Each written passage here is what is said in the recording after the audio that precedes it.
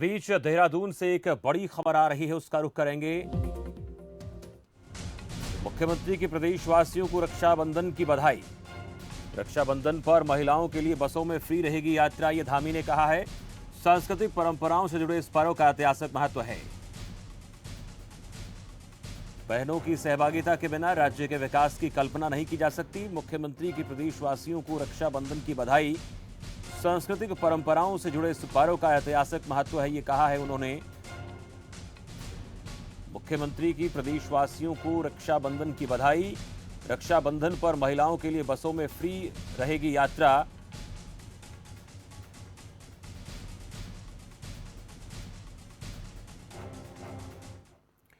चलिए, इस बीच एक और बड़ी खबर आ रही है, उसका भी रुख करेंगे। हरिद्वार से बड़ी खबर। जेपी नड्डा ने साधु संतों का स्वागत अभिनंदन किया है। 13 अखाड़ों के साथ हरिद्वार के कई आश्रमों के साधु संत मौजूद। कार्यक्रम में मुख्यमंत्री, प्रदेश अध्यक्ष समेत कई बीजेपी नेता शामिल हैं। तो जेपी नड्डा ने साधु संतों का स्वागत किया है, अभिनंदन किया है। 13 अखाड़ों के साथ हरिद्वार के कई आश्रम के साधु संत हैं। मुख्यमंत्री, प्रदेश अध्यक्ष समेत कई बड़े नेता यहां पर शामिल हैं। साधु संतों का अभिनंदन किया है बीजेपी के राष्ट्रीय अध्यक्ष जेपी नड्डा ने। देहरादून से ये बड़ी जानकारी। मुख्यमंत्री भी शामिल हैं, प्रदेश अध्यक्ष बीजेपी वो भी इसमें शामिल हैं। जेपी नड्डा ने साधु संतों का अभिनंदन किया है, स्वागत किया है, उन्हें वंदन किया है। 13 अखाड़ों के साधु संत यहां पर मौजूद हैं, जिन्हें सम्मानित किया गया है, अभिनंदन किया गया है, उनसे आशीर्वाद लिया गया है। देहरादून से एक बड़ी खबर आ रही है, उसका भी रुख कर लेते हैं। आम आदमी पार्टी नेता कर्नल कोठियाल की प्रेस वार्ता। आम आदमी पार्टी नेता कर्नल कोठियाल ने प्रेस वार्ता की है। बिजली गारंटी को मिल रहा जनता का समर्थन, ऐसा कहा है। 10 लाख से ज्यादा लोगों ने रजिस्ट्रेशन किया है। तो आम आदमी पार्टी के सीएम उम्मीदवार हैं कर्नल कोठियाल। बिजली गारंटी को जनता का समर्थन मिल रहा है, ऐसा कोठियाल ने कहा। 10 लाख लोगों ने रजिस्ट्रेशन किया है। आम आदमी पार्टी के सीएम पद के प्रत्याशी हैं कर्नल कोठियाल। ये बड़ी जानकारी देहरादून से।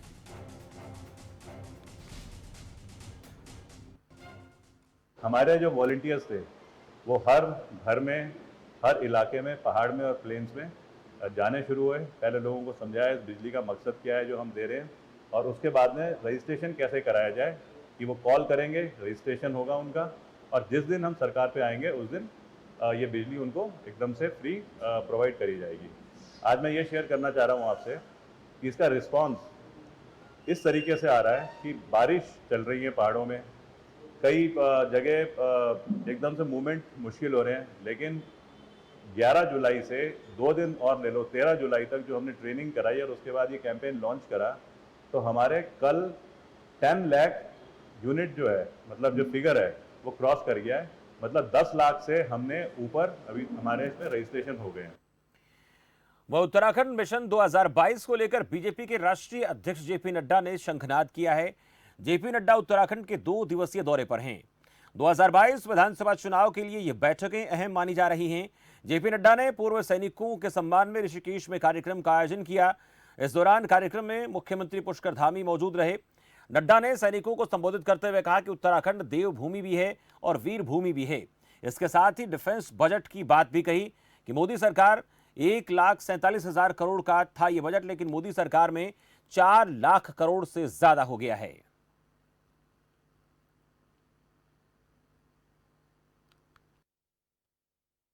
जब मैं उत्तराखंड की धरती पर खड़ा हूं तो ये देवभूमि भी है और वीर भूमि भी है। हमारा हिमाचल प्रदेश भी देवभूमि भी है और वीर भूमि भी है। मित्रों, नेतृत्व के बदलने से क्या फर्क पड़ता है, इसको भी हमको समझना चाहिए। बहुत से लोग कहते थे डिफेंस के बारे में, डिफेंस की चिंता करनी चाहिए, डिफेंस की चिंता करनी चाहिए, लेकिन डिफेंस के बजट के बारे में किसी ने सोचा था क्या? मैं आंकड़ों के साथ बताना चाहता हूं। 2011-12 में भारत का डिफेंस बजट 1,47,000 करोड़ रुपए था। 1,47,000 करोड़ रुपए। आज 2020-21 में भारत का डिफेंस बजट 4,78,000 करोड़ है, ये हमको समझना चाहिए। ये भारत में प्रायोरिटी, मोदी जी ने प्रायोरिटी डिफेंस को दी, और उसमें से भी आप ध्यान रखिए कि 1,35,000 करोड़ रुपए सिर्फ नए असले खरीदने के लिए उसकी व्यवस्था की गई है। इस बात को भी हमको समझना चाहिए। हमारे नए और हथियार खरीदे जाए, बॉर्डर रोड्स अच्छे से बने, तीव्र गति से बने, उसके लिए प्रयास हो। आज मुझे खुशी हो रही है, आप सब लोग लंबे समय तक बॉर्डर के बीच में रहे हैं, आप सबको मालूम है पहले ले जाने का अर्थ क्या होता था, ले की पोस्टिंग का अर्थ क्या होता था। हिमाचल से मनाली से लोग चलते थे, फिर सिसु रुकते थे, फिर सिसु से आगे बढ़ते थे, फिर वो तांगलांगला पास करते थे, फिर उसके बाद जाकर के वो ले पहुंचते थे। 3-3, 4-4 दिन लगते थे। कभी उसके बारे में किसी ने नहीं सोचा। अटल बिहारी वाजपेयी जी ऐसे प्रधानमंत्री बने जिन्होंने कहा कि मनाली से लेकर के ले के लिए टनल बननी चाहिए, और दुनिया की सबसे बड़ी टनल 9.9 किलोमीटर की 10,000 की हाइट पर बना करके अटल टनल भी, इस बात को समझना चाहिए। वह जेपी नड्डा के दौरे पर कांग्रेस के प्रदेश अध्यक्ष गणेश गोदियाल ने टिप्पणी की और कहा कि वैसे तो वो बीजेपी के राष्ट्रीय अध्यक्ष अपने संगठन के कामकाज के लिए यहां पर आए हैं, लेकिन नड्डा के बयान से साफ है कि वो राज्य के ज्वलंत मुद्दों को हल करने के बजाय बीजेपी में चल रहे अंतर्द्वंद को खत्म करने के लिए आए हैं। इसी के साथ उन्होंने बताया कि अगले 25 अगस्त तक रुद्रप्रयाग, चमोली, अल्मोड़ा जिलों के दौरे पर हैं और कार्यकर्ताओं से भेंट करेंगे। आम जनता से मुलाकात कर उनके दुख दर्द जानने के साथ ही सरकार की नाकामियों पर चर्चा करेंगे।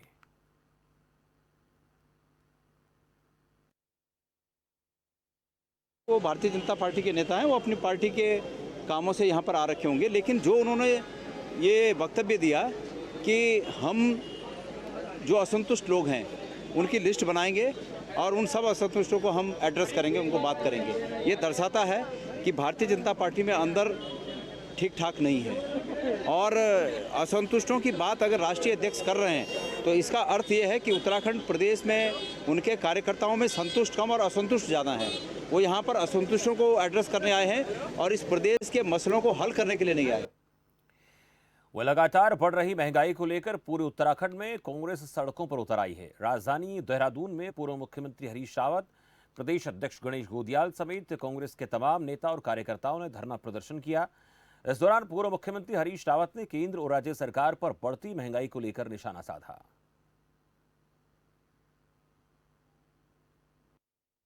कांग्रेस का राष्ट्रव्यापी अभियान, जिस तरीके से गैस डीजल के दाम बढ़ा करके, हर खाद्य पदार्थ के दाम बढ़ा करके मध्यम वर्ग की, निम्न मध्यम वर्ग की, गरीब वर्ग की कमर तोड़ दी गई है, उसके खिलाफ राहुल गांधी जी के नेतृत्व में कांग्रेस का ये राष्ट्रीय संकल्प है कि हम इस लड़ाई को शिद्दत के साथ लड़ेंगे और जीत पाएंगे। और हम केवल विरोध के विरोध नहीं करेंगे, हम रचनात्मक विपक्ष हैं और हमने इसीलिए तय किया है कि यहाँ सत्ता में आएंगे तो 200 रुपया प्रति परिवार प्रति माह गैस सिलेंडर सब्सिडी के रूप में महिला के खाते में डालें।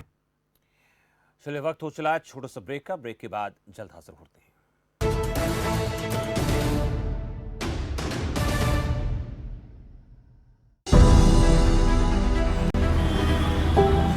75 साल होने वाले हैं हमें आजादी मिले हुए, पर कुछ चीजें ऐसी हैं जिनसे हम आज तक आजाद नहीं हुए। जैसे सरकारी दफ्तरों की मनमानी से। इन दफ्तरों में खूब धक्के खाए, चक्कर काटे, सिफारिशें लगवाई, कल आना परसों आना, चलता ही रहा। पर अब इनसे आजादी मिलेगी, अब ये सब नहीं चलेगा। दिल्ली के सीएम अरविंद केजरीवाल ने लगा दिया है आरटीओ के ऑफिस पर ताला। अब आप कल और परसों नहीं, बल्कि अभी से आरटीओ से जुड़े सारे काम जैसे learners licence, driving licence renewal, RC transfer, duplicate RC और आरटीओ की सभी सुविधाओं के लिए बस www.transport.delhi.gov.in पर लॉगिन करें या 1076 पर कॉल कर घर बैठे अपने डॉक्यूमेंट्स पाएं। नमस्कार, मैं आपकी क्या सहायता कर सकती हूँ? ड्राइविंग लाइसेंस के लिए आपको किन 75वें स्वतंत्रता दिवस से आरटीओ की सब परेशानियों से दिल्ली को आजादी, क्योंकि आरटीओ की सभी सेवाएं अब घर बैठे पाएं।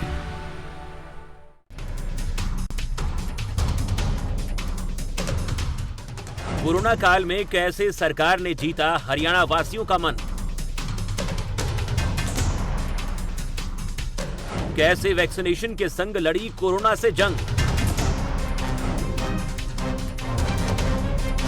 क्यों हरियाणा वासी बांध रहे हैं सरकार की तारीफों के पुल।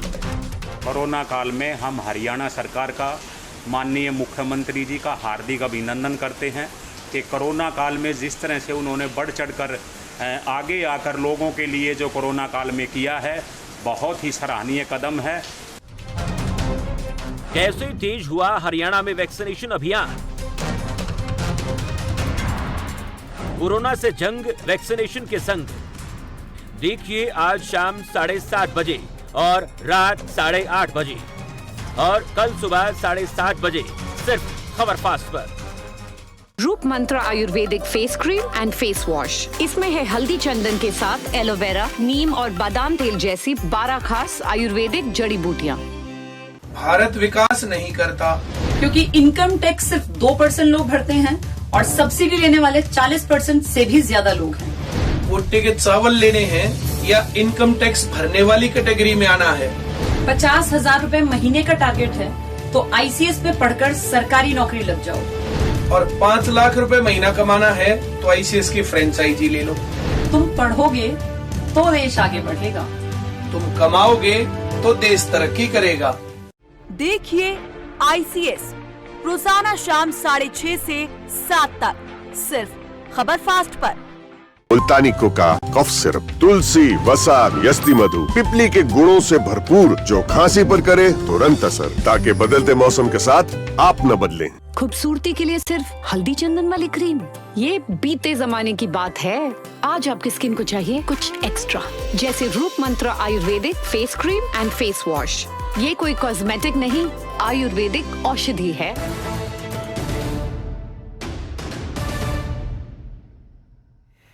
ब्रेक के बाद आपका स्वागत है। बढ़ते हैं बाकी खबरों की ओर। उत्तरकाशी में कांग्रेस कार्यकर्ताओं ने महंगाई को लेकर एक बार फिर सरकार को घेरा। कांग्रेस जिला अध्यक्ष जगमोहन रावत के नेतृत्व में कार्यकर्ताओं ने हनुमान चौक पर प्रदर्शन कर सरकार विरोधी नारे लगाए। कार्यकर्ताओं ने कहा कि कोरोना काल में बढ़ती महंगाई से आम जनता त्रस्त है, वह बेरोजगार युवा भी खुद को ठगा हुआ महसूस कर रहे हैं।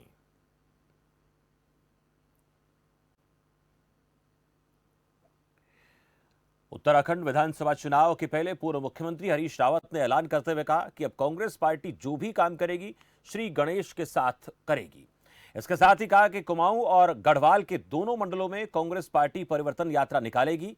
परिवर्तन यात्रा 3 सितंबर से 6 सितंबर तक निकाली जाएगी। देवस्थानम बोर्ड और भू कानून को लेकर के कहा है, वो सब के साथ अपने को संबद्ध करते हुए मैं कुछ ऐसे बिंदुओं का जो सवाल लोगों के दिमाग को मथ रहे हैं, क्योंकि मैं अचानक आकर के चुनाव के लिए कोई नारा नहीं दिया है। हर अभियान जय श्री गणेश के साथ, और हमारा लक्ष्य होगा गणेश रूपी शुभंकर हर घर के, हर परिवार के, हर आम व्यक्ति के कल्याण के लिए कल्याणदायी, कल्याणकारी। वह काशीपुर के आप नेता जहां एक ओर एक बड़े अवैध खनन के घोटाले के खिलाफ राजनीतिक लड़ाई लड़ रहे हैं, तो दूसरी ओर आप पार्टी के ही अल्पसंख्यक प्रकोष्ठ के प्रदेश अध्यक्ष यूनुस चौधरी अवैध खनन को लेकर विवादों में घिरते नजर आ रहे हैं। ग्रामीणों की शिकायत पर प्रशासन ने मामले की जांच की तो ढेला नदी पर अवैध खनन की पुष्टि हुई। उप जिलाधिकारी ने मामले में कार्रवाई करते हुए जुर्माना लगाने की बात कही है।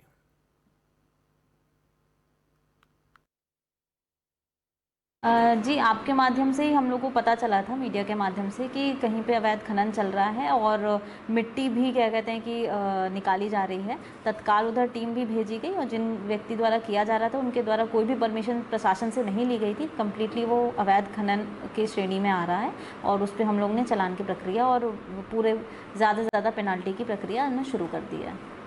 पटवारी की रिपोर्ट नहीं आई है, इसलिए ये नहीं बताया जा सकता कि कितने का पेनाल्टी उनके ऊपर लग रही है। वही नपाई की प्रक्रिया चल रही है। जैसे ही पटवारी की रिपोर्ट आ जाएगी तुरंत उनके ऊपर पेनाल्टी कर दी जाएगी। महापौर अनीता ममगाई ने नगर निगम क्षेत्र में डेंगू संक्रमण की रोकथाम को लेकर सफाई निरीक्षकों को जरूरी निर्देश दिए। बैठक में मेयर ने कहा कि आने वाले दिनों में डेंगू का प्रकोप बढ़ सकता है, इसलिए उसकी रोकथाम के लिए जरूरी कदम उठाए जाने की जरूरत है। वहीं अधिकारियों के साथ बैठक में बरसात से इकट्ठे हुए पानी की निकासी का प्रबंध करने के भी निर्देश दिए। उन्होंने कहा कि नगर निगम के विभिन्न इलाकों में बरसात का पानी इकट्ठा हो रहा है, जिससे डेंगू के मच्छर पनपने की संभावना बनी रहती है। इसलिए उन्होंने हर वार्ड में नालियों की सफाई और कूड़े का नियमित निस्तारण करने के निर्देश दिए। साथ ही सफाई निरीक्षकों को हर वार्ड में नियमित फॉगिंग मशीन से कीटनाशक दवाई छिड़काव के लिए भी कहा गया। बरसात को देखते हुए जिस प्रकार से कि 1 महीने ये डेंगू की बीमारी का बहुत ऐसा समय रहता है कि इस मानसून में डेंगू का जो मच्छर होता है वो लार्वा उसको वो ज़्यादा पनपता है। तो इसमें मैंने आज अपने सैनिटरी इंस्पेक्टर्स की और जितने भी हमारे हवलदार हैं सभी की एक बैठक बुलाई और उस बैठक में सभी को सख्ती से निर्देशित करा कि किसी भी प्रकार से हमको अपने शहर को डेंगू से बचाना है। वहीं बागेश्वर में पुलिस की दबंगई के खिलाफ कांग्रेस कार्यकर्ताओं ने प्रदर्शन किया। आरोप है कि एसआई ने चालान के नाम पर एक युवक से मारपीट और गाली गलौज की। युवक से बदसलूकी के विरोध में कांग्रेस कार्यकर्ताओं ने सपी कार्यालय में धरना दिया और सीओ को ज्ञापन देकर एसआई पर कार्रवाई की मांग की। साथ ही कार्रवाई न किए जाने पर बड़ा आंदोलन करने की चेतावनी दी।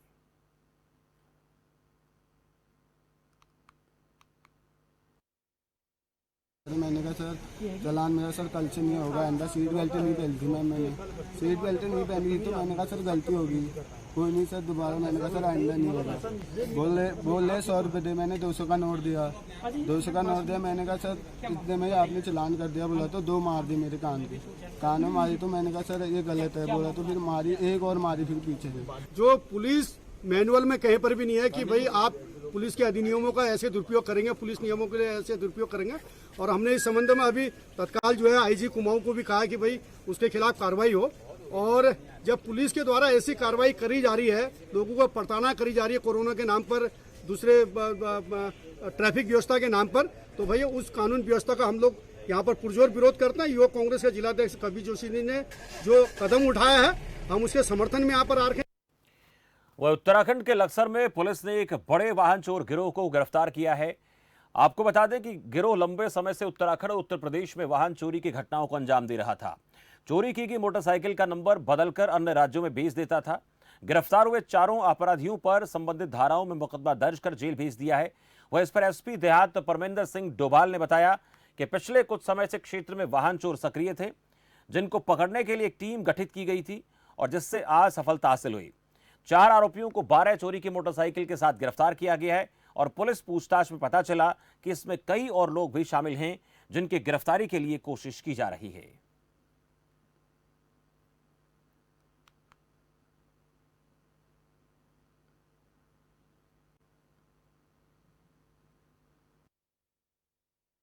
एसएसपी महोदय के निर्देशन में सीओ लक्सर और को तो हमारे जो इंस्पेक्टर लक्सर हैं इनके द्वारा टीमों का गठन करके लगातार बढ़ती हुई वाहन चोरियों के संबंध में एक टीम बनाई गई थी, जिसमें 28 ये कल की तारीख में एक अभियुक्त जो है परवेज इसमें मिला था, जिसको अरेस्ट किया गया। जब उससे पूछताछ की गई तो उसके साथ जो 3 और अभियुक्त थे उनकी अरेस्टिंग की गई।